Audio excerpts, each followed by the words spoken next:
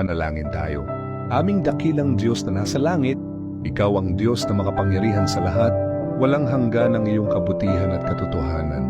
Kami po ay lumalapit sa inyong harapan na may pagpapakumbaba, nagpapasalamat sa bawat biyaya na inyong ipinagkakaloob sa amin. Panginoon, patawarin mo po kami sa aming mga pagkukulang, sa anong mga pagkakamali, at sa mga panahong hindi namin nagawa ang nararapat sa iyong paningin. Linisin mo po ang aming puso at isipan upang kami ay maging karapat-dapat sa iyong harapan. Inihiling po namin ang inyong patnubay sa aming pang-araw-araw na buhay.